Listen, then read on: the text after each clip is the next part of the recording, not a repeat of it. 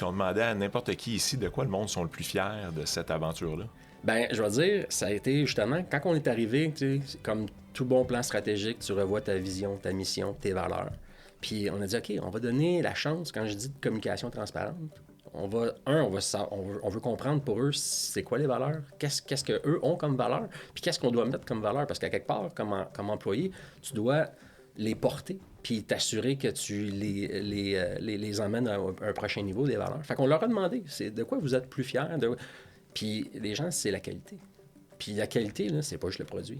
C'est la qualité des relations interpersonnelles. C'est la qualité des relations avec les clients. Donc, c'est tout le temps de la qualité.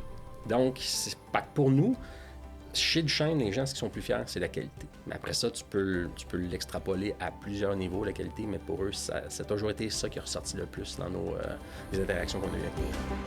Bienvenue à Meilleur Humain, Meilleur Monde, rencontre avec des entrepreneurs visionnaires du Québec. Notre invité aujourd'hui, Christian Dauphinet de l'entreprise Duchesne et Fils. On est d'ailleurs dans vos bureaux, dans la magnifique village de Yamachiche. À mes côtés, mon associé qui sera également mon co-animateur aujourd'hui, Julien Gauthier. Bienvenue, messieurs, à notre balado d'aujourd'hui. Fait que Christian, ça m'a fait déjà un petit bout de temps qu'on a la chance de discuter un peu. On va faire un petit peu ta bio, ton parcours, parler un peu de l'entreprise en même temps.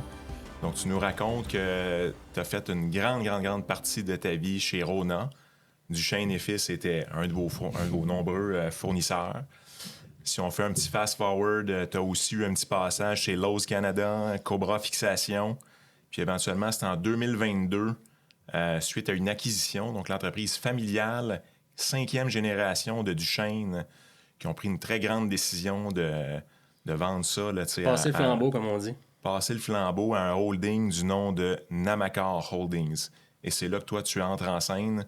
Parle-nous d'abord, juste un peu pour situer les gens qui vont écouter, qui est Duchesne et Fils. Tu me parlais là, des 6 usines, 9 produits. Fais-nous un petit peu le topo là, de c'est qui cette business-là. Absolument. Donc, Duchesne et Fils, compagnie manufacturière au Québec depuis 1927. Donc, on va fêter les 98 ans de l'entreprise en 2025. Donc, c'est déjà un exploit de se rendre à 100 ans. On était à 2 ans de faire le gros party.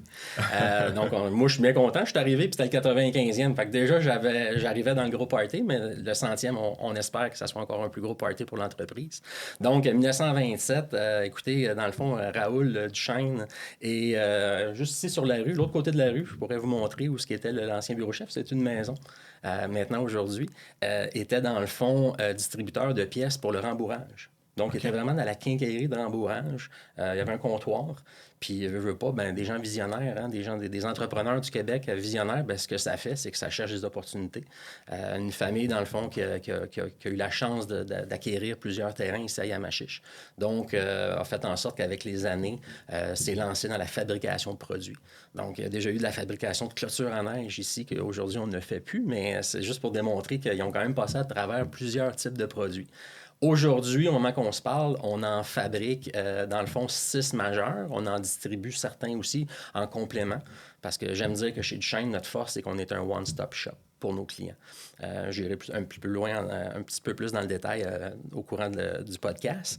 Mais en gros, ce qu'on fait, nos plus grands vecteurs, dans le fond, de business chez Duchesne, on fait du clou de construction. Donc, on sait un clou, là, ça fait 1000 ans que ça existe des clous, mais on en fait différents formats, différentes grandeurs, puis pour différents marchés. On vend autant au Canada qu'aux États-Unis notre clou. On va voir avec justement ce qui arrive avec notre ami Trump qui vient d'être réélu. Là. Ça peut mettre un petit peu de sort dans l'engrenage, mais bon, on va rester positif puis on va attendre les nouvelles avec impatience. Le deuxième gros produit qu'on fait, c'est du treillis métallique. Donc, tout ce qui est renforcement de béton. Donc, quand on veut harner le béton, on fabrique ça ici. À partir, ça a l'air d'un tisseur à tapis, mais dans le fond, on fait du quadrillé d'acier avec ça. L'autre gros vecteur, ça, c'est l'usine qu'on appelle de fil métallique. Donc, c'est une des matières premières qu'on achète en gros format puis qu'on va étirer par nous-mêmes. Donc, c'est un procédé assez incroyable. On va acheter environ 5 différents diamètres, mais on va leur travailler pour l'étirer pour avoir peut-être une trentaine de diamètres différents pour tous les types de produits de clous et de fils tréfilés et de treillis qu'on fabrique. Fait qu'on aura peut-être la chance d'aller visiter pour vous montrer ça tantôt. Là. C'est assez assez impressionnant comme procédé. Dans la même usine, comme je disais, on faisait le treillis métallique et aussi on importe de la barre d'armature. Donc, il est vraiment pour supporter nos clients qui achètent du treillis. Bien, évidemment, de la barre d'armature, on ne la fabrique pas, mais on la jette et on la redistribue. Fait que ça, c'est la première usine. Puis, on a le centre d'expédition qui est rattaché avec cette usine-là. Donc, c'est une pièce maîtresse de notre frégate, je vais dire, d'usine sur le terrain. Je ne l'ai peut-être pas mentionné, le terrain, 3,3 millions de pieds carrés. On fait notre propre traitement d'eau. Ah, ouais. La ville de Yamachiche, c'est un petit village. C'est très chaleureux, mais évidemment, ils ont une certaine capacité aussi à supporter les entreprises. Fait qu'on fait notre propre traitement, fait qu'on a nos propres lacs, notre propre système de filtration. Donc, on est pas mal... dans le fond, on peut, opérer par nous-mêmes à gérer nos propres traitements d'eau. La deuxième usine en importance, on fait du polyéthylène, donc communément appelé le pare-vapeur. Fait que quand vous faites de l'isolation dans vos murs, bien, vous mettez une laine, puis évidemment, il faut mettre une barrière pour tout ce qui est la transmission d'humidité. Donc, le fameux pare-vapeur, on le fait. Donc, on en fait différents formats, différentes grandeurs. Fait que ça, c'est aussi quelque chose quand même intéressant à voir fabriquer. Puis, je m'amuse à faire des visites d'usine avec mes clients. C'est à 87 pieds de haut, là. Fait que c'est un gros ballon qu'on monte 87 pieds de haut avec de l'air comprimé. Puis, le diamètre du ballon, bien, c'est la largeur, dans le fond, que le rouleau peut avoir. Fait qu'on peut aller jusqu'à 40 pieds de largeur. Fait que probablement que vous voyez déjà là, dans mon bureau, là, je suis un amateur de hockey, mais ce que j'aime dire en plus, c'est qu'on fait même un produit qui est relié au hockey, c'est qu'on fait un polyéthylène pour des patinoires extérieures. C'est vraiment un hobby au Québec que le Chêne a décidé, il y a quand même un bon 10 ans, de vouloir supporter. Dans le fond, c'est que quand tu fais ta propre patinoire, ben tu veux pas que ton eau, on le sait, là, avec le réchauffement climatique, ben tu perds des fois ton eau avec un petit redoux. Ben la toile, ce qu'elle permet de faire, c'est que oui, s'il y a un redoux, elle maintient l'eau quand même dans ton enceinte. Fait que tu perds pas ton eau. Fait que dès qu'il y a un froid dans une soirée ou une nuit, ben ta glace revient là, à Aziz. Ouais. Fait que ça, on fait ça dans l'usine de polyéthylène. On a l'usine de revêtement de vinyle, donc du clapboard, comme on appelle. Ouais. On a déjà probablement bossé ça quand c'était en aluminium dans notre jeune temps avec nos pucks de hockey. Mais on en fait plus en aluminium, on le fait en vinyle, mais on fait en aluminium quand même encore tout ce qui est les moulures de finition. Fait que ça, c'est une deuxième usine de revêtement. Et la troisième usine de revêtement, on fait des toits de tôle et des murs de tôle. Donc, autant pour le modèle agricole, autant pour industriel ou même résidentiel. Okay. Fait que tout ça sur le magnifique terrain ici à Yamachiche. Wow. Fait qu'on est intégré sur le même terrain, mais j'aime dire quand même qu'on est multisite parce que veut pas, c'est des gammes de produits différentes, c'est des matières premières différentes. Donc, il y a une certaine logistique à avoir entre chacune des usines. Fait que ça demande de l'énergie puis de l'expertise. Très intéressant. C'est toujours intéressant de savoir que tous ces matériaux-là qu'on achète, on ne sait jamais trop d'où c'est parti. On n'aurait pas nécessairement imaginé que ça partait d'ici à Yamachiche. Faisons un petit tour en arrière. On est en 2022. C'est quand même quelque chose qu'on voit de plus en plus d'ailleurs, des holdings d'investisseurs qui vont acheter des entreprises privées qui, avant ça, avaient été familiales. Celle-ci, particulièrement, une longue histoire, là, 1927. Raoul qui fonde ça. Comment ça a été perçu, puis ça a été quoi les défis de cette transition-là? Ça, c'est une très bonne question. Je l'ai vécu aux premières loges. Je savais dans quoi je m'embarquais, mais je ne savais pas que c'était pour être une expérience aussi, je veux dire, avec autant de retours pour moi. Donc, je savais que j'arrivais, je faisais une certaine cassure avec le passé. Compagnie familiale qui s'en va dans un private equity, comme on dit si bien en anglais, fonds d'investissement privé. Fait que ça, je savais que c'était un changement de culture qu'on emmènerait, mais les gens ici étaient prêts au changement. Les gens savaient qu'on venait de passer à travers la COVID. Il y avait eu quand même certains enjeux. Puis je m'amuse, puis je le répète toujours à chaque fois que j'ai la chance. La famille Duchesne ont fait une incroyable job. Okay? Honnêtement, là, pour avoir... J'ose imaginer, moi, mettons que j'aurais été la deuxième, la troisième, la quatrième génération, puis j'aurais vécu ce qu'ils ont vécu, j'aurais trippé, j'aurais vraiment eu du plaisir à le faire, mais ça prenait aussi du guts de faire ce qu'ils ont fait. Comme je vous dis, là, c'est immense comme terrain, c'est immense comme site industriel à gérer. C'est pas tout... D'après moi, c'est pas tout le monde qui serait capable et qui aurait pris le challenge de le faire. Fait que moi, d'arriver puis d'avoir ça comme héritage puis de dire, OK, gars, Christian, tu as la chance de prendre ça puis de l'emmener au prochain niveau avec du capital humain, avec du capital financier supplémentaire. Écoute, pour moi, je ne peux pas refuser cette opportunité-là qu'on m'a donnée avec les gens de Namacor. Donc, le challenge, oui, gestion de changement, gestion d'une nouvelle culture. Les gens sont fiers chez Duchesne, puis ça fait justement partie de notre slogan, simplement fier, solidement fiable, évidemment. Donc, les gens ont embarqué dans la croisade qu'on leur a offert de dire, OK, on va prendre cette entreprise-là puis on va l'emmener au prochain niveau. C'est sûr que ça prend beaucoup d'investissement, ça prend du temps, de l'énergie. Mais encore là, je suis content de votre titre de podcast, là, Meilleur humain, meilleur monde, parce que tout est dans l'humain. Mm-hmm. Donc, pour moi, là, j'ai une porte ouverte 90% du temps que je suis au bureau ici, ma porte est ouverte. Les gens savent qu'ils peuvent venir me voir. C'est d'informer les gens. C'est de s'assurer qu'ils comprennent où ce qu'on s'en va. Puis c'est là-dessus qu'on a mis beaucoup l'accent. On a mis, au début, là, un de nos premiers piliers de changement, c'était le bien-être au travail. Puis pas parce qu'il n'y avait pas une bonne business, il n'y avait pas une bonne façon de faire dans le business d'avant, c'était différent.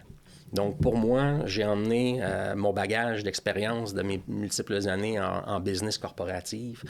J'ai voulu leur partager les bonnes pratiques, puis des fois peut-être des meilleures pratiques, des pratiques du moins différentes, qui, je crois, aujourd'hui est une portion de notre succès. Mm-hmm. Quel genre de pratique vous avez mis en place? Oui, bien, puis c'est drôle parce que ce matin, on est un jeudi aujourd'hui, ouais. Là, donc vous êtes arrivé en plein jeudi causerie. Ça, c'est quelque chose que j'ai appris justement chez Rona, qu'on faisait le vendredi. Fait que les gens de Rona, ben je vous dois un café sur le trademark. C'était le vendredi causerie chez Rona. Je les ai appelés ici le jeudi causerie parce qu'ici, on est encore en télétravail à 50% du temps environ. Fait que les gens sont obligatoires de se présenter au bureau le jeudi. Fait qu'en ayant la plus grande assistance le jeudi, on a décidé de le faire le jeudi matin. Donc, en gros, c'est qu'on recueille tous les gens de bureau. Évidemment, on ne peut pas arrêter les opérations d'usine. On s'assure que nos superviseurs d'usine quand même participent et puissent emmener l'information et la redistribuer dans chacune de leurs usines. Mais on partage, je veux dire, tout. Peut-être les gens vont être surpris. On va jusqu'aux ventes. On le sait aujourd'hui, là, on est en 2024, on est post-pandémie. Les gens ont majoritairement fait des gros travaux de rénovation parce que si vous vous souvenez, pendant la pandémie, à part les Rona, puis les Canadian Tire, puis les Home Depot, il n'y avait pas grand-chose d'ouvert. Hein? Fait que veut pas, on en a bénéficié comme business. Mais aujourd'hui, on a un peu l'élastique là, le retour du balancier, exactement. Donc, c'est des mois pas faciles. Mais on est transparent avec eux. Mm-hmm. Puis je pense que c'est quelque chose que les gens apprécient. On prend des décisions d'affaires, mais au moins, ils en connaissent les causes. Ils sont informés. Exactement. Fait que pour moi, cette transparence-là, évidemment, on ne va pas jusqu'à l'EBITDA. On est quand même une compagnie privée, fait qu'on fait attention à ce qu'on divulgue parce que ça pourrait aller jusque dans les oreilles de nos compétiteurs, des choses comme ça. Mais il demeure qu'au moins, au niveau de top line, ils sont quand même au courant des tendances qu'on vit. Puis ils peuvent à ce moment-là mieux comprendre les décisions business qu'on prend. Quand un holding comme Namacor fait une transaction comme ça et qu'une famille accepte une transaction comme ça, évidemment, il faut que ce soit intéressant pour les deux. Oui. N'importe quel deal, là, au final, là, peu importe le temps que ça a pris, chacun a l'impression d'avoir fait un bon deal à la fin de la journée. C'était quoi les motivations de la famille d'abord? Commençons par ça, puis ça, je vais voir un peu les plans de croissance. Oui. Commençons par les motivations de la famille qui a fait qu'on se dit, écoute, tant de générations plus tard, cette entreprise-là est rendue là. Je pense que veut pas, le marché de la quincaillerie rénovation au Québec, au Canada, ça s'intègre de plus en plus verticalement. Donc, c'est de plus en plus des gros joueurs. Donc, des acquisitions se font par des holdings, se font... J'ose penser que quand tu continues à être une entreprise familiale puis que tu vois ça, puis que tu penses à tes prochaines générations, est-ce qu'ils vont être compétitifs? Est-ce qu'ils vont être capables de faire face à Goliath?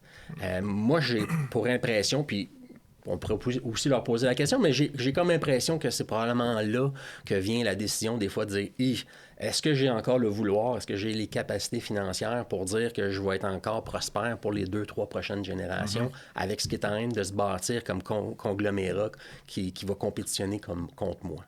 Donc, c'est probablement peut-être une portion de la réponse de la famille Duchesne, mais c'est de l'autre côté l'opportunité pour Namacor. Puis Namacor, ben c'est un fonds d'investissement quand même assez jeune au Québec. Puis c'est québécois. Donc, c'est quand même... les gens à la tête de ça sont des Québécois. Donc, ils ont 5 différentes plateformes présentement, puis sont toutes au Québec. Puis ils se spécialisent vraiment dans la manufacture et encore plus au niveau régional. Donc, on est moins dans les grands centres, on va plus dans les régions un peu plus rurales. Puis c'est justement, c'est de donner le prochain souffle à des entreprises oui, qui peuvent être privées, ou même d'autres entreprises qui ont acheté aussi, qui n'étaient pas nécessairement à 100% privées.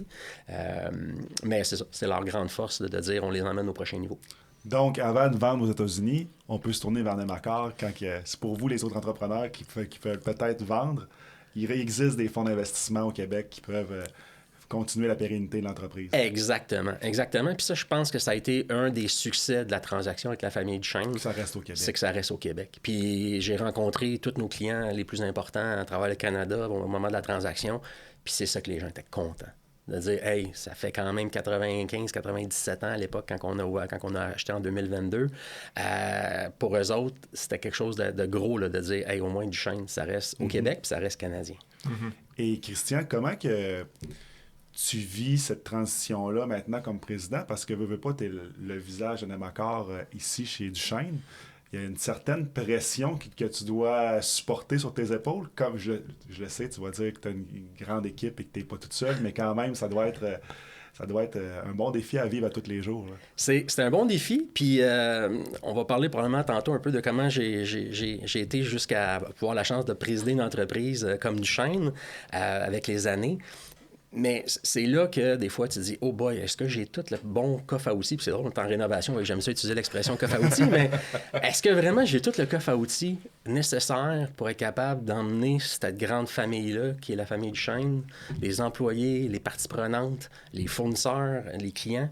Est-ce que j'ai le coffre à outils pour emmener ça à un autre niveau? Oui, Namacor m'a fait confiance, j'en suis très reconnaissant, mais tu as toujours un peu, je vais l'appeler le syndrome de l'imposteur. Puis tu te dis toujours, c'est-tu ma place? C'est-tu moi vraiment qui est le meilleur pour faire ça?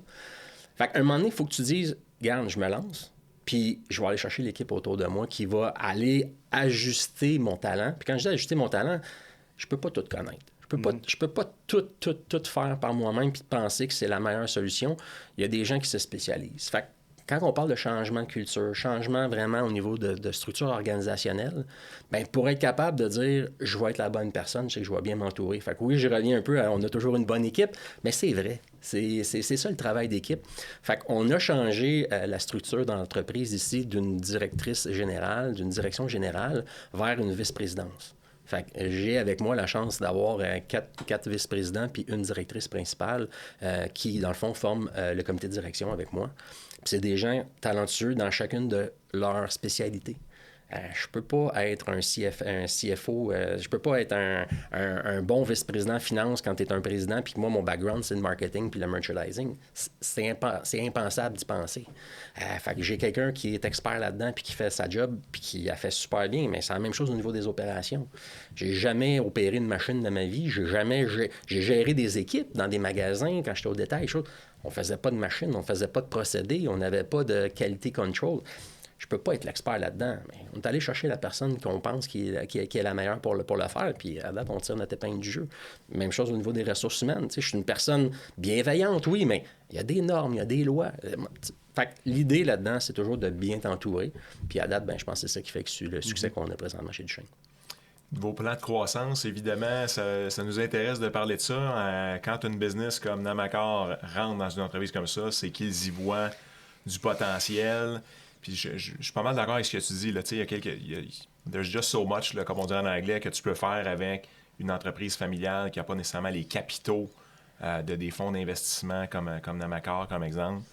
Puis en même temps, eux, il y a des choses qu'ils ne peuvent pas faire sans les êtres humains, puis les fondateurs, puis les développeurs qui ont été la famille Duchesne. Fait que la question serait, quels sont leurs plans de croissance? C'est quoi la vision derrière ça? Pourquoi Duchesne plutôt qu'une autre business dans leur portefeuille? Exact. Je pense que tout le monde est conscient du manque de logement qu'on vit présentement dans le marché. c'est une question de temps. Donc, oui, il y a eu la COVID, il y a eu un boost au niveau de la COVID, ça a été plus la rénovation domiciliaire parce qu'on disait tantôt, les gens cherchaient quelque chose à faire au lieu de se tourner les pouces, les gens ont rénové. On rénove, OK, on fait la cour, c'est on fait, rénove. c'est fait ça, parfait, c'est beau. Mais là, on a d'autres secteurs de croissance, puis c'est vraiment la pénurie de logements. C'est vraiment astronomique comme besoin, pas juste au Québec, partout au Canada, aux États-Unis. Donc, veut pas, la demande va exploser. Quand est-ce qu'elle va exploser? C'est ça qu'on se pose toute la question parce que là, tout le monde dit que c'est les permis qui ralentissent. Il y a un facteur économique aussi. Les taux d'intérêt, oui, on est content, on a des baisses et des baisses. On devrait en avoir une autre probablement aujourd'hui, la semaine prochaine. En tout cas, dans les prochains jours, très bientôt. Ouais. Donc, c'est sûr que ça amène un signe positif. Mais c'est pas juste ça qui va déclencher. Fait qu'il y a des facteurs, dans le fond, collatéraux qui doivent se faire. Mais c'est une question de temps. Fait que c'est sûr et certain que dans Macor, ont vu cette opportunité-là.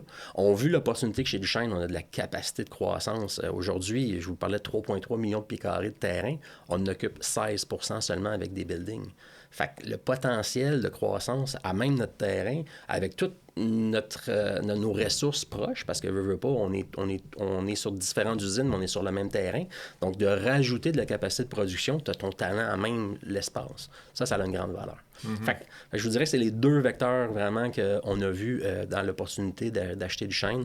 C'est oui, le marché va avoir besoin de pare-vapeur et de treillis métalliques pour faire de la construction très prochainement en grande quantité, et également la capacité qu'on a ici sur le terrain. Êtes-vous limité par la région? C'est-à-dire qu'évidemment, tu disais tantôt, Yamachiche, c'est pas une grosse ville. Disons que demain matin, tu as besoin de doubler ton personnel parce que ça décolle le marché de la construction.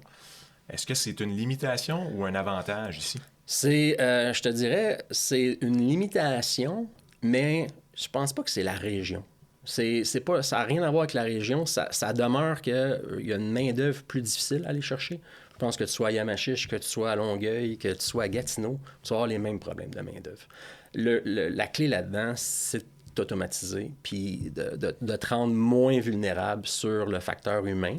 Puis c'est drôle parce que des fois, on peut voir ça de négatif, de dire « Ah, ça va couper des jobs, l'automatisation, la robotisation. » Absolument pas.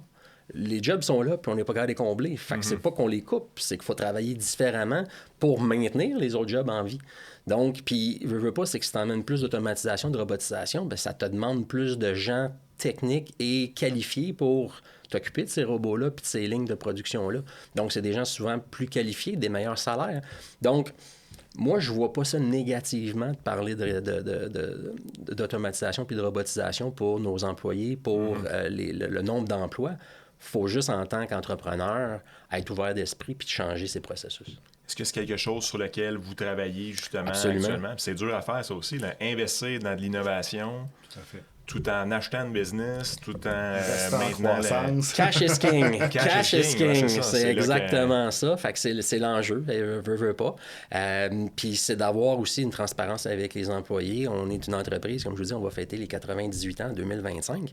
J'ai des employés d'usine, là, qui ont 35, 40, 42 ans d'ancienneté. Ces gens-là ne sont pas non plus immortels, là, puis ils ont le droit à une bonne retraite bien méritée. Fait que c'est d'avoir aussi cette transparence-là avec les gens, puis que les gens l'aient avec nous. Quelque part, il faut planifier ça.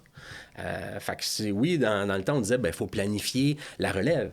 Oui, mais la relève, maintenant, n'est plus nécessairement juste un capital humain. Elle peut être justement un capital financier parce que tu as peut-être besoin de robotiser pour changer puis d'emmener ton entreprise au prochain niveau en sachant que ta population est vieillissante. Fait qu'encore là, c'est la transparence. Puis ici, j'aime le dire, c'est une entreprise qui est syndiquée dans toutes nos usines sur le terrain. Ils sont toutes syndiqués. Mais pour moi, un syndicat, c'est un partenaire d'affaires. Les gens, je me promène sur le plancher avec des clients, tout. Pour moi, c'est mes employés, oui, mais c'est des relations qu'on a. C'est des humains en arrière. Vous travaillez tous au final pour faire gagner aussi les employés et puis de travailler pour leur mieux-être aussi. Exactement. Mais c'est rare qu'on entend ça, que c'est un partenaire d'affaires, un syndicat. Ah oui, mais moi, je suis né là-dedans. Moi, j'ai commencé à 15 ans dans les centres de rénovation. J'étais syndiqué, puis... Tu sais, à quelque part, on veut tout le bien commun. Oui, on a des volontés, des fois des besoins différents, mais c'est de s'asseoir puis de se parler. C'est puissant, la communication. Exact. Tout à fait. Une des choses que vous avez fait en arrivant ici, c'est de décentraliser une partie des opérations. Peux-tu nous parler de c'était quoi la valeur ajoutée de faire ça? C'était quoi l'objectif de faire ça? C'était-tu stratégique? Êtes-vous content de l'avoir fait? Oui, c'était stratégique. On voyait, comme on disait, vraiment le potentiel, la croissance. Fallait peut-être accélérer un peu les processus puis la prise décisionnelle.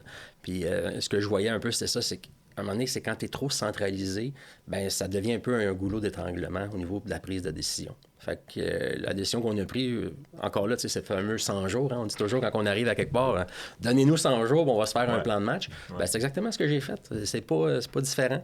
Donc, c'est de voir c'est quoi les forces, c'est quoi les faiblesses, le fameux SWOT. Ben, ça faisait partie de ça. Puis de dire, bon, ben, écoute, je pense que si j'emmène une structure qui est plus par vice-présidence, puis je décentralise la prise de décision, ben, on va aller plus vite. Puis si on va plus vite, ben, on va gagner des parts de marché plus rapidement.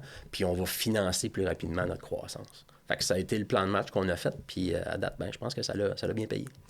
Tu nous as conté quelque chose d'entrée de jeu en coulisses, si on peut dire, que j'aimerais que tu nous redises. Tu parles que tu avais évidemment des liens d'affaires à ton époque, Rona, des liens très serrés, puis tu as vraiment donné un bon coup de main à Duchesne dans sa croissance pan-canadienne. Raconte-nous un peu cette oui, certainement.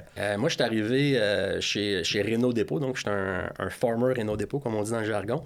Je suis arrivé en 97 chez Renault Dépôt, puis veux pas, Rona a acheté Renault Dépôt en 2001-2002, excusez, il me semble ça, 2002, peu importe. J'ai eu la chance d'aller au bureau chef en 2004. Et en 2004, j'ai commencé sur la route, donc je faisais la relation. Quand on parle de communication, c'est ma force. Fait que je suis un gars qui a été élevé dans le détail en magasin.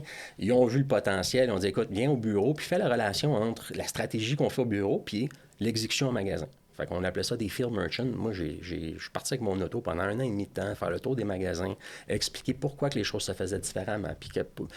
Fait que c'était le côté relationnel. Ben, veut pas, est arrivé des années peut-être un petit peu plus difficiles. Les postes ont changé. Fait que j'ai eu la chance d'avoir une promotion, puis je suis tombé négociateur en chef dans le fond de la quincaillerie. Donc, quand on commence dans ce marché-là, ben, on ne donne pas les outils électriques qui est le plus sexy, là, que j'appelle. Là. Évidemment, ils donnent les washers puis les bolts, puis ils disent, jeune, fais tes dents. Fais tes dents, puis occupe-toi de ça. Fait que je l'ai pris comme un défi. Fait que je me suis amusé à faire on appelle ça de la gestion de catégorie. Fait que j'ai appris avec des gens très compétents à l'époque. Et ça m'a permis de faire des révisions, des gammes. Puis Rona, à l'époque, avait comme stratégie de faire beaucoup de synergie, donc d'emmener le même fournisseur pour chacune des catégories, parce que veut pas, Rona avait grandi par acquisition. Donc, ça faisait des bassins de fournisseurs quand même assez disparates à travers le Canada. Donc, notre stratégie à l'époque, c'était de ramener ça tout sur un partenaire d'affaires. Et à l'époque, ben justement, je faisais les clous. Fait que la clouterie était sous ma responsabilité. Fait que j'avais Duchesne d'un côté, j'avais un compétiteur aujourd'hui qui est toujours mon compétiteur, j'avais un autre fournisseur de l'autre côté qui s'occupe plus de l'Ouest canadien à l'époque. Il fallait choisir entre les deux. Donc évidemment, pas de parti pris, on est en business, puis il faut être compétitif, il faut s'assurer qu'on aille chercher la meilleure offre pour notre client, à ce moment-là qui étaient des marchands Rona et les magasins corporatifs. Et il faut que je prenne une décision entre Duchesne et l'autre. Puis ça a été des bonnes négociations, mais à la fin, c'est Duchesne qui a gagné. Donc, là, 20 ans, à peu près 21 ans, j'ai eu la chance de pouvoir mettre Duchesne pan-canadien. Donc, on a rentré des produits préemballés de clouterie à travers tous les magasins du Canada. Fait que 20 ans plus tard, je suis le président de l'entreprise. Fait que j'aime le dire parce que c'est quand même une belle histoire de relations d'affaires là, que j'ai eues toutes ces années-là avec le brand Duchesne. Ouais. Est-ce que tu crois que l'expérience que tu avais chez Rona, que tu as acquis chez Rona de négociateur, quand que vous essayez de rentrer, de percer d'autres marchés, d'autres Rona de ce monde, sachant que tu connais pas mal c'est quoi la game, tu l'as vécu, est-ce que tu interviens à certains moments maintenant?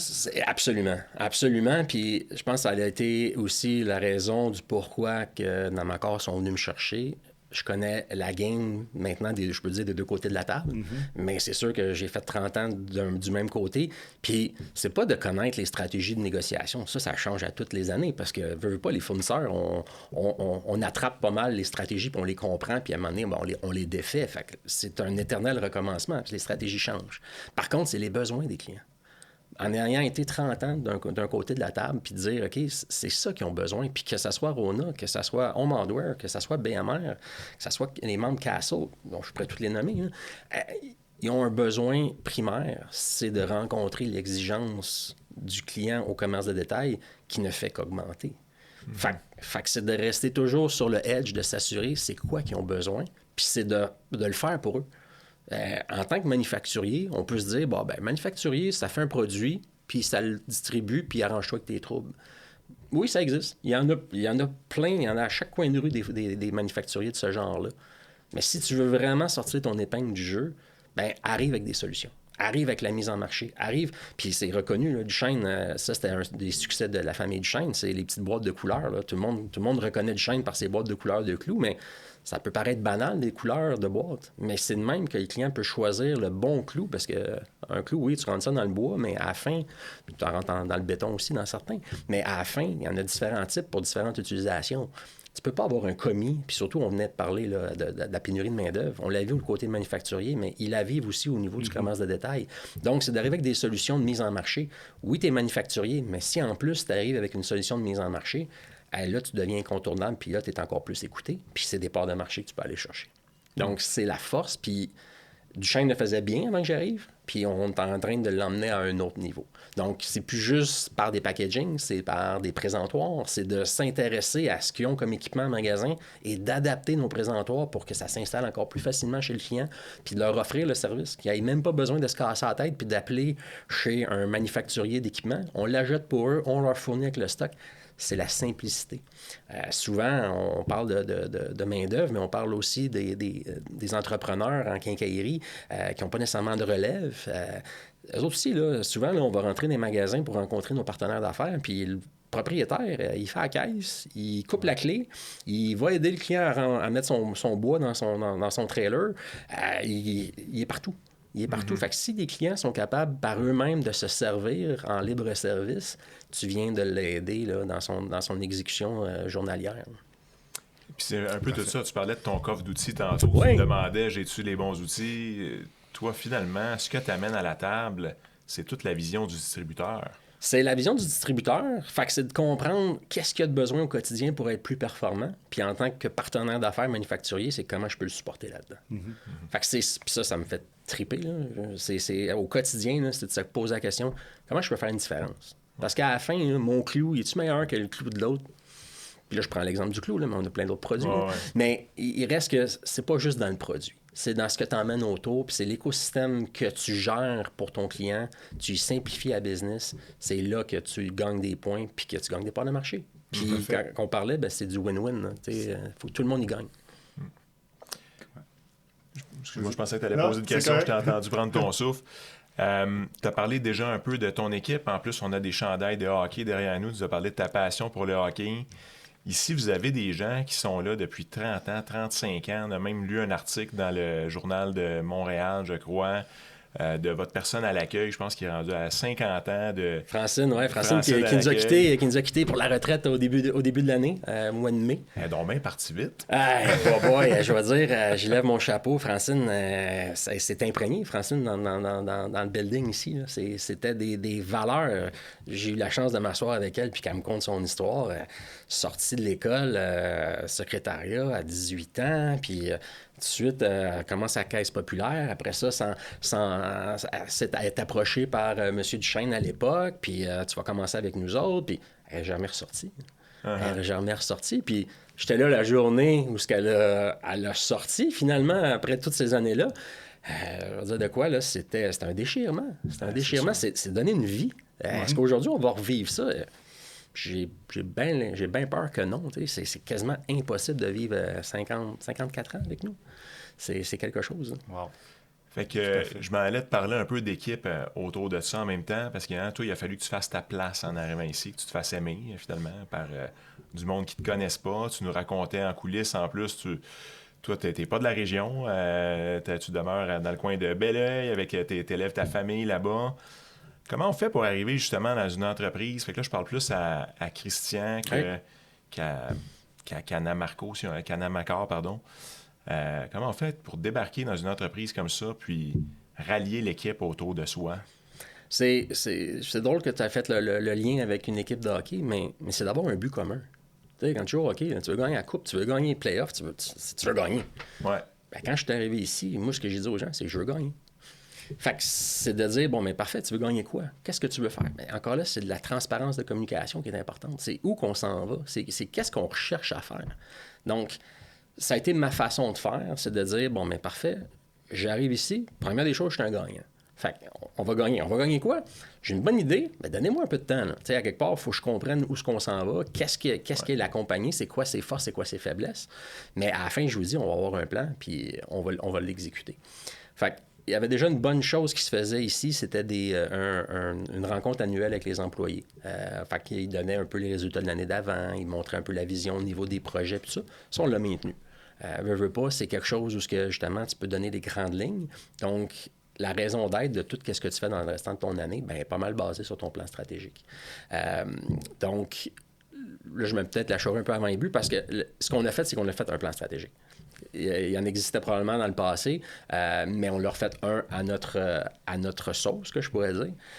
Puis on l'a partagé à nos gens internes. On a montré, dire, OK, c'est quoi nos forces, c'est quoi nos faiblesses, où qu'on veut gagner, où est-ce qu'on va peut-être être un petit peu plus dépanneur, que j'appelle, pour simplifier la vie de nos clients, mais on ne peut pas être les dominants dans tout. Parce que si tu veux être dominant dans tout, ben, tu vas tout perdre. C'est clair. À un moment donné, il faut que tu focuses plus sur certaines choses que d'autres. Fait encore là, quand je suis arrivé, ça a été le temps de faire ce plan-là, puis avant de l'exécuter, bien, de le présenter, d'être sûr que les gens comprennent. Puis après ça, bien, les gens vont embarquer dans l'autobus. OK. Ça n'a pas été plus compliqué que ça. Ça semble compliqué, hein, mais c'est aussi simple que ça. C'est un bon résumé. C'est un bon résumé. Ce que j'entends, c'est beaucoup d'authenticité, de la transparence et de la communication. Puis les entrepreneurs à succès qu'on rencontre, ça revient beaucoup. Ce mot-là, communication, revient énormément et il est trop sous-estimé, ce mot-là. Parce que, encore une fois, quand je t'écoute parler, je me dis oui, OK, mais moi, j'ai 50 ans derrière la cravate ici, j'ai tout vécu. Je suis là parce que probablement les anciens propriétaires qui étaient présents, j'avais confiance en eux. Là, toi, de bel oeil qui arrive, faut que je te fasse confiance. Et puis tu as réussi à le faire, fait que puis tu l'expliques d'une façon tellement authentique que c'est de même que ça s'est passé, mais ça devait être tout qu'un défi quand même au jour le jour, tu sais. Fait que c'est merveilleux. Ouais, mais c'est l'expression en anglais qu'on dit « walk the talk ». Mais c'est ça. Tu sais, à un moment donné, j'irai pas dire des choses que je serais pas capable de rencontrer. On a des ambitions, c'est ça. Il y a des milestones, il y a des étapes à suivre. On va partager les étapes. Puis quand on est arrivé, on va dire, OK, prochaine étape. C'est d'être réaliste aussi. T'sais, fait que jamais que je vais promettre des choses que je sais que je ne serais pas capable de rencontrer. C'est là que tu perds ta crédibilité. Mais par contre, c'est que si tu as l'ouverture de partager ton plan avec tes gens, puis de leur montrer où ce que tu t'en vas, puis de leur donner aussi un update de où ce qu'on est rendu. Puis ça, c'est mes fameux jeudis causeries qu'on fait. On partage où ce qu'on est rendu. Puis des fois, on a peut-être pris un petit peu de retard sur certaines choses. Il faut être capable de le dire. On a peut-être mis des choses sur la glace. Il faut être capable de le dire. Est-ce que c'est de bonne volonté qu'on arrête des choses? Non, des fois, tu n'as pas le choix. Une entreprise comme ça a beaucoup de dépenses aussi. Fait qu'à un moment donné, faut que tu sois capable d'avoir une certaine responsabilité sur la vitesse d'exécution. Fait que des fois, tu vas un petit peu vite, des fois, tu vas un petit peu moins vite, mais il faut que tu avises tes gens. Parce que les gens, il faut qu'ils comprennent. Puis une fois qu'ils ont compris, ben, normalement, comme je dis, ils embarquent dans l'autobus puis sont contents de venir donner un apport là, au succès. Si on sautait dans une DeLorean puis qu'on faisait un petit voyage dans le futur ensemble, disons qu'on s'en va dans, je sais pas, 5 ans, par exemple, on fast-forward le plan. Et où est-ce que tu voudrais que cette entreprise-là soit rendue pour dire que tu as gagné? 3,3 millions de pieds carrés, on utilise seulement 16 % du terrain. Ça, c'est une des choses que... Have a dream, là, quand tu arrives dans une entreprise. Puis je l'ai dit à mes gens. J'ai dit, moi, là, j'aimerais ça qu'à l'intérieur de mon premier 10 ans, qu'on ait une nouvelle usine sur le terrain. Fait que pour moi, là, ça soit une nouvelle business, que ça soit un nouveau segment, un agrandissement de quelque chose qu'on fait déjà parce qu'on l'explose. Je veux utiliser du pied carré. Ça, pour moi, c'était Ouais. mon rêve. Est-ce que mon rêve va devenir réalité? On travaille très fort pour. Ouais, OK. Mais évidemment, on ne peut pas rien annoncer encore, mais c'est sûr et certain qu'on a des opportunités avec le marché dans certaines gammes de produits. Donc, veut pas, il y a certaine limitation de capacité de production présentement au Canada dans certains produits qu'on fait. Est-ce qu'on va le produire ici à Yamachiche? Est-ce que je dois me rapprocher de mes clients? Ça fait partie de toutes les choses qu'on regarde, mais j'ai un gros actif ici qui est sous-utilisé, sous-exploité. Ouais. Donc, les chances sont probablement d'être ici, mais encore là, c'est sûr que c'est un projet qui me tient à cœur, mais malheureusement, on ne peut pas rien annoncer encore. Puis qu'est-ce que tu vois d'autre dans la vision 5 ans, à part le déploiement d'utiliser plus de pieds carrés, entre autres, peut-être? C'est de continuer ce qu'on fait de bien, c'est d'aller vraiment stratégiquement chercher les parts de marché.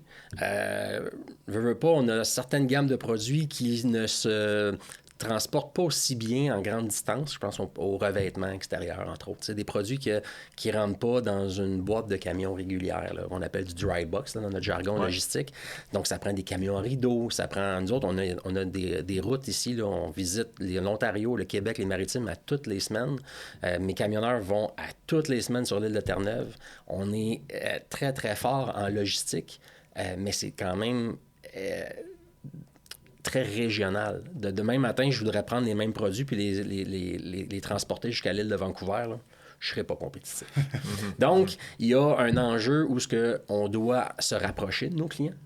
Si on veut développer ces gammes-là, mais ça va prendre j'appelle ça des satellites. Donc, ça va prendre de l'entreposage, de la distribution plus proche de nos clients. Fait que c'est sûr et certain que c'est quelque chose qu'on regarde. Là, aujourd'hui, on vient d'annoncer la semaine passée qu'on a revu notre offre de produits de consommables, que j'appelle. Donc, tout ce qui est les clous attachés, polyéthylène, qui se met bien sur une palette commune qui s'envoie par de l'intermodal dans l'Ouest canadien. On a revu toute notre gamme avec notre partenaire à Calgary. Donc, on vient d'augmenter au-dessus de 400 nouveaux produits en entrepôt là-bas pour mieux desservir l'Ouest canadien. C'est drôle parce que ce concept-là d'avoir un entrepôt dans l'Ouest canadien, bien, ça date de 2004 quand j'ai rentré du Chêne pan-canadien. C'était une condition. S'il voulait avoir pan-canadien, il fallait qu'il ouvre un centre de distribution là-bas. Bien là, on continue puis on explose, dans le fond, la sélection de produits là-bas.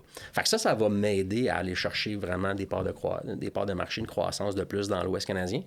Mais à un moment donné, le Canada reste le Canada avec sa population, je ne veux pas dire limitée, quand même, on a une belle population. Bien là, après ça, il faut regarder les États-Unis. Douche froide un peu le 6 novembre dernier. Donc là, c'est sûr qu'on regarde un peu ce qui se passe, mais c'est sûr qu'on a de l'ambition.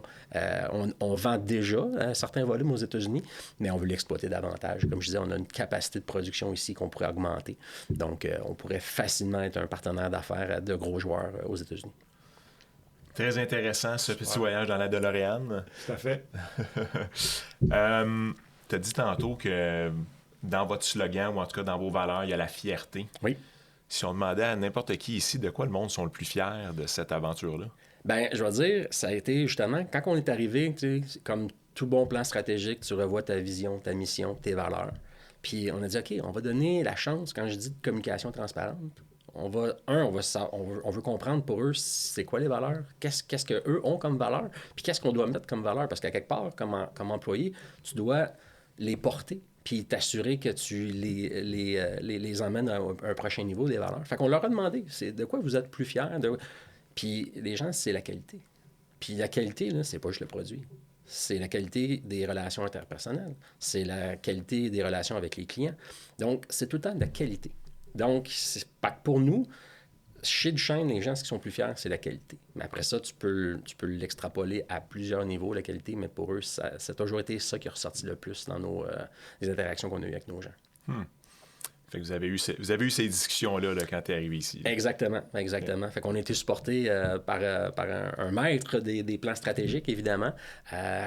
Moi, j'ai toujours fait partie, dans mes anciennes expériences, j'ai toujours fait partie du plan stratégique, mais j'ai jamais été en charge dans le driver's seat, d'en faire un. Ouais. Fait que c'est sûr et certain que j'ai été bien content d'avoir de l'aide pour voir, OK, quels sont tous les angles qui doivent être vus. Fait que tout le monde a emmené son apport, puis on a même inclus les employés là-dedans. Je vais revenir encore un peu à Namakor, votre entente avec eux. la famille aurait pu faire affaire. Il y a d'autres fonds qui font des choses très similaires au Québec. Il y en a plusieurs. Il aurait pu aussi vendre juste, je sais pas moi, 40 50 70 Il y a toutes sortes de modèles. Mais éventuellement, toute famille en affaires ou tout business privé qui veut aller au prochain niveau n'a pas le choix de considérer l'investissement d'un joueur de capital de risque. Qu'est-ce que tu aurais comme conseil à donner dans le choix du bon partenaire quand tu arrives là dans ta business? Bien, c'est un très bon point. Je pense qu'il y a l'aspect financier, mais il y a l'aspect humain. Puis moi-même, quand on m'a approché les premières fois pour m'en parler de private equity, déjà là, j'ai eu un frisson. J'arrive de la corporation, j'ai travaillé, comme je disais, chez Rona, j'ai travaillé chez Cobra Fixation et Quincaillerie Richelieu. J'ai toujours été dans des entreprises, à part Cobra qui était privé, mais les autres, c'était des compagnies publiques. Donc, j'ai fait affaire avec des fournisseurs qui, eux, avaient été acquis à ce moment-là par des private equity, par des fonds d'investissement privés, tout ça. Puis, c'était pas toujours non plus rose de ce qu'on entendait. C'est pas toujours des histoires de contes de fées. Là. Exactement. Ouais. Fait que c'est sûr que quand ils m'ont approché puis ils m'ont dit, écoute, on est un private equity, j'ai hésité. Puis, j'ai été beaucoup sur le côté humain. Puis côté financier, ces gars-là ont les bonnes relations, tout ça. J'ai aucune réserve face à ça. Mais je me disais, côté humain, qu'est-ce que ça... C'est quoi réellement? T'sais?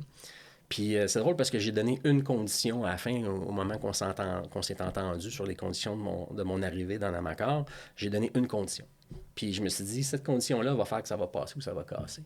Puis je leur ai demandé de rencontrer un autre CEO d'une autre entreprise en Amacor. Puis je me suis dit, s'ils me posent des questions à savoir pourquoi, tout, là, ça veut dire qu'ils vont vouloir choisir la personne pour bien répondre à mes questions. Fait que je me suis dit, bon, déjà, s'ils me posent la question pourquoi, ça va déjà me donner une idée. Puis finalement, aucune question. On dit, voici les plateformes, voici les gens, dis-nous qui tu veux rencontrer. OK. Fait que j'en ai choisi un. Fait que, je me suis rendu à son bureau, il m'a donné une demi-heure, ça a pris 5 minutes. OK. Poser 3 questions, même pas, je pense 2. Puis pour moi, c'était un done deal. Pourquoi? C'est justement, je venais de comprendre que oui, c'était un fonds d'investissement, tout le monde est en affaires pour faire de l'argent, c'est normal. Si on faisait pas d'argent, ben c'est comme un peu notre fonds de pension avec la caisse de dépôt. Oui. Si la caisse de dépôt ne fait pas d'argent, ben on n'aura pas les bons vieux jours. Donc c'est normal de faire de l'argent, mais tout en faisant de l'argent, il y a un humain. Puis c'était la nature de mes questions, puis on m'a répondu favorablement à mes questions. Puis j'ai dit, OK, go, j'embarque. Puis à date, en 2 ans et demi, quasiment 3 ans que ça va faire, je ne le regrette pas du tout. Il y a combien de sociétés dans leur portefeuille actuellement? Aujourd'hui, on en a 5. Il y en a 5. Il y a 5 personnes comme toi dans d'autres Exactement. D'autres business, finalement. Exactement. OK. Fait qu'une de tes stratégies était, je peux aller parler à ces gens-là, voir leur expérience. Comment ça se passe. Aller les interviewer, finalement. Exactement. Okay. Comment ça se passe? Est-ce que tu as les bonnes ressources pour avoir du succès? Fait que ça a été une belle rencontre, mais qui a paru très courte, je pense, même avec mon interlocuteur. Il était surpris que je dise que c'est beau, j'avais ce que j'avais de besoin. Mais c'est sûr, je ne voulais pas non plus déranger dans son quotidien. Ouais. Mais déjà qu'ils prennent le temps puis qu'ils puissent répondre, puis ça a été très positif.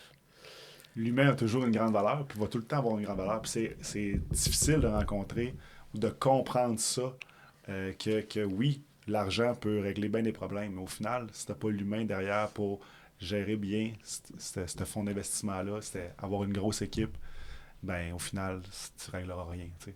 Fait que c'est génial que Namacor Holding puisse avoir ce côté-là, puis puisse t'appuyer comme ça, puis vous faire grandir aussi chez Duchesne. Là. Exact. À ce stade-ci de ta vie, comment tu fais pour te bâtir encore, pour grandir, pour apprendre, aller toi aussi au prochain niveau? Quand tu vas amener une business au prochain niveau, il faut commencer par nous-mêmes aussi, s'amener au prochain niveau. Comment tu fais ça à ce stade-ci de ta vie?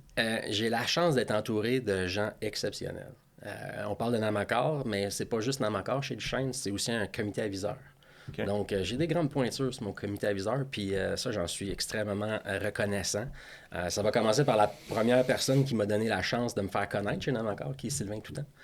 Sylvain a une feuille de route quand même assez incroyable. Là. Oui, Renault Dépôt, Brico Centre avant même. Je pense qu'il a eu le même début de carrière que moi dans Quincaillerie.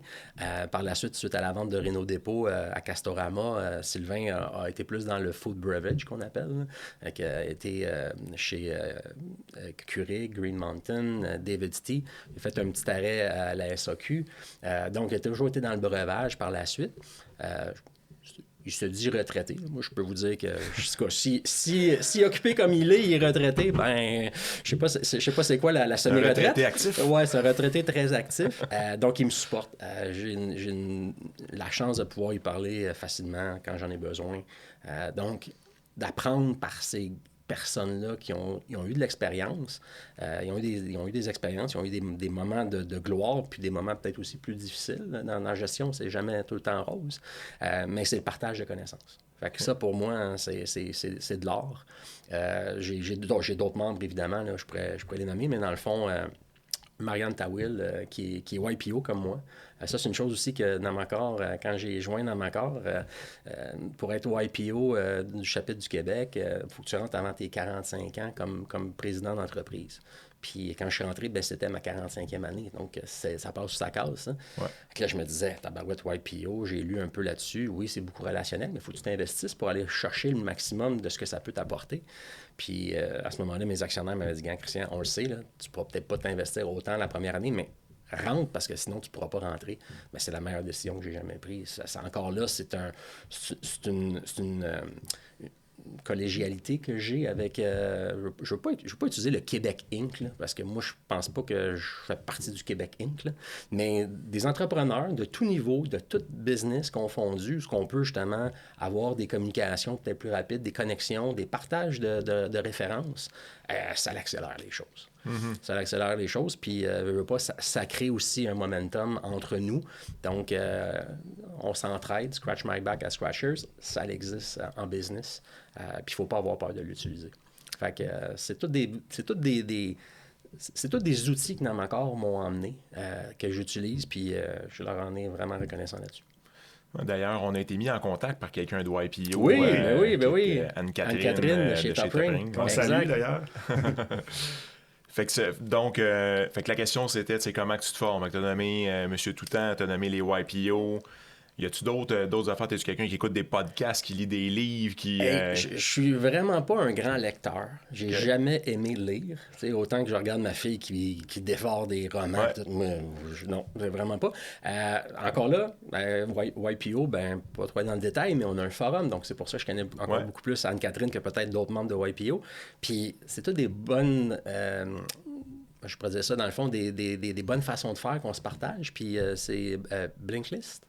Donc, c'est audio, dans le fond, de livres. Mm-hmm. Fait que, comme je disais, on parlait tantôt, je suis un résident de Belleuil, il y a ma chiche, le matin, 1h20, le soir, 1h40. Tu peux passer un livre audio par semaine. C'est ça. Fait que je me suis abonné à ça, puis c'est des résumés. Fait que, ça va à l'essentiel. Fait que, honnêtement, souvent, je vais m'inspirer de ça. Quand j'entends parler de bons livres, comme je disais, je ne suis pas un grand lecteur. Fait qu'au moins, s'il est disponible sur Blinklist, au moins, je le mets en audio dans l'auto. Fait que ça fait passer le temps aussi. C'est bon. Puis, tu sais, quand on développe des équipes ou des relations dans des postes de grand niveau comme les tiens, on développe l'art de connaître du monde avec des bonnes questions. D'ailleurs, tu as mentionné que tu as rencontré un seul CEO qui a posé 2-3 questions. C'est quoi les questions qu'on pourrait poser à nos prochains invités qui seraient... la question de Christian Dauphinet, ça serait laquelle que tu aimerais qu'on pose? Wow, c'est toute une question. Écoute, c'est sûr que nous autres, dans notre domaine, c'est tout le temps d'aller chercher le feeling des gens. OK? Puis, business-wise, que je sois dans les matériaux de construction, que tu sois dans d'autres types de marchés, à la fin, on gère de la business. Puis, moi, souvent, là, c'est qu'est-ce qui t'empêche de dormir le soir? Ça, là, ça donne beaucoup la nature de c'est quoi les enjeux quotidiens de la personne. Puis, c'est pas des fois pour trouver des points faibles, au contraire. C'est de dire, OK, si ça l'empêche de dormir, comment je peux l'aider? Mm-hmm. Fait que moi, c'est souvent la question qu'on va se poser entre nous autres. Fait que je veux dire que c'est pas nécessairement la question Christian, là, j'essaie d'y penser, là, mais... ça en est toute bonne. C'est une question que moi, j'aime entretenir avec les gens. C'est sûr que ça te prend un lien quand même un peu plus de confiance quand tu poses cette question-là. Mais ça démontre beaucoup les enjeux quotidiens. Oui, tout à fait. Tout à fait. On va la poser. Je trouve que c'est une excellente question parce que, comme tu dis, elle va chercher dans la racine des préoccupations. Puis même qu'on dit souvent que les business naissent dans des bonnes préoccupations. Tout à fait. Les bonnes idées, veux pas, c'est quand tu te creuses la tête. Là. C'est qu'est-ce qui a besoin d'être modifié, qu'est-ce qui a besoin d'être ajusté. Puis des fois, tu peux ressortir de là, puis d'aller chercher le pouls de gens. Puis c'est ça que puis je veux pas dire que la génération qui me précède le faisait pas. Je n'étais pas là. Ouais. Mais s'il y a une chose que je sais, c'est que notre génération de gestionnaires, on a peut-être moins peur de se poser ces questions-là entre nous. Puis, veut pas, ben, ça t'emmène des discussions, puis ça t'emmène des réflexions à avoir par des fois juste un sens de voir l'embûche, la situation différemment. Mm-hmm. Écoute, on tire tranquillement l'entrevue vers la fin. Je ne vais pas faire une pause de judo de te relancer ta question, mais j'en avais une similaire à celle-là. C'est quoi les plus grands risques dans l'entreprise que vous êtes? Tu sais, mettons, Namakar, quand tu regardais ça, il ne faudrait pas que tel, ou Christian Dauphinet, quand tu regardes ça. C'est quoi le plus grand risque d'une business comme Duchesne? Je te dirais que le plus grand risque qu'on vit, veut pas, c'est du volume. Tu sais, tout est dans le cash flow, tout est dans le volume. C'est d'être capable, puis c'est un art, le planifier, là, tu sais, du demand planning, du forecasting. Fait que j'aurais tendance à dire que mon plus gros enjeu, c'est d'essayer de prédire mon marché qui s'en vient. Mm-hmm. L'avantage qu'on a, puis l'avantage qu'on donne à nos clients, c'est qu'on fabrique de façon domestique. Mais il y a plusieurs ingrédients dans la recette là, qui ne viennent pas nécessairement du coin de la rue ici à Trois-Rivières. Ouais. Donc, c'est de la logistique, c'est de la planification. Donc, tu ne veux pas décevoir, tu ne veux pas manquer d'opportunités de marché. Il y a beaucoup de risques de prix. Donc, ça, je dirais que... tu sais, des fois, quand je me fais poser la question, qu'est-ce qui t'empêche de dormir? Ben, des fois, oui, le cash flow m'empêche de dormir certains moments. Pas parce qu'on gère de façon... moi, je pourrais dire de façon irresponsable, mais tu as des enjeux de marché. C'est clair. Tu mentionnais d'entrée de jeu, excuse-moi de te couper, mais tu mentionnais justement, pandémie éclate, tout le monde a fait de l'argent dans votre domaine, c'était Noël à tous les jours. Puis là, tout d'un coup, on a le retour du balancier. Oui, mais ça va remonter. Mais tant que ça ne remonte pas, les dépenses sont toujours au rendez-vous. Eux autres, ils restent... Les fixes sont fixes. Oui, c'est ça. Exactement. Fait que c'est ça l'enjeu de notre business. C'est un cycle, c'est une business de cycle. J'ai la chance de patauger là-dedans depuis une trentaine d'années. Fait que oui, je connais ce cycle-là, mais veux pas, la pandémie a changé quand même ce cycle-là. Mm-hmm. Donc, la boule de cristal, il n'y a personne qui l'a. Mm-hmm. Mais les contrats, on les a avec nos clients, on veut les respecter, on veut être responsable envers eux, mais c'est tout un enjeu de planification. Mais vos fournisseurs, tu sais pas c'est quoi leur chiffre d'affaires non plus. Fait que un fournisseur demain matin qui met la clé dans la porte, tu avais déjà... Ouais, fait que je peux comprendre que le cash flow et le volume peut être un très, très gros défi. Je dirais que nos partenaires sont quand même solides. Ça, c'est une chose encore là que, tu sais, dans le passé, ça a été très bien fait. Les partenaires choisis chez Duchesne nous supportent, sont bons, mais il demeure pas moins que la demande est très difficile à prévoir. Alors, écoutez, Christian Dauphinet de chez Duchesne et Fils, merci de nous avoir reçus dans tes bureaux. Ça fait plaisir. Avec la première neige de l'année. Exact. On va pouvoir bientôt sortir nos skis. On a hâte. Merci du temps. C'était vraiment le fun de passer du temps à ta compagnie. Je retiens le dernier bout. J'ai beaucoup aimé le fait, la partie de dire que c'est dur de prédire. Je pense que ça l'a toujours été, mais est-ce que ça serait vrai de penser qu'avec tout ce qui s'accélère, la mondialisation, c'est encore de plus en plus dur de prédire qu'est-ce qui s'en vient. J'ai été touché aussi par toute l'histoire de la famille en arrière. Tu sais, en m'en venant ici, tu nous parlais de Francine qui a fait 50 quelques années de carrière ici, Raoul qui a parti ça dans une petite maison de l'autre bord de la rue. On oublie ces histoires-là. Merci de les avoir... Les racines d'une entreprise de 100 ans. Là. Puis il y en a probablement beaucoup plus d'histoires à succès. Là. J'ai joint l'équipe en 2022. Là. Fait que déjà que je me suis intéressé beaucoup, mais je suis sûr qu'il y en a plein d'autres. Là. Je vais m'en faire un devoir avec, à chaque fois que je rencontre mes gens, justement, d'aller chercher ça, là, toutes ces histoires-là pour pouvoir les répéter. Tu nous inviteras au party du 100e. Excellent. On va petit chapiteau. C'est là. pas rien, exact. C'est ça. J'imagine que vous allez faire quelque chose d'assez grandiose pour ça. Ben, le 95e était déjà grandiose. Fait qu'on a mis la barre haute. On a fait des feux d'artifice pour tout le village ici. Fait que veux pas. Là, on est en train de penser à notre 100e. Là, comment que ça va se passer. Parce que... Rencontrer tous les employés. Puis ça va être quelque chose. All right. Ce Julien, que je veux-tu dire quelque retiens, chose? moi, c'est vraiment la communication que tu fais, que tu dégages avec les employés, ta transparence, ton authenticité comme gestionnaire, qui est facile à dire, mais non facile à faire, puis que tu sembles réussir avec brio. Donc, merci pour ta disponibilité aujourd'hui, puis vraiment, félicitations pour ce que vous accomplissez ici. Bien, merci, puis merci de votre visite. Bon succès. Bon succès.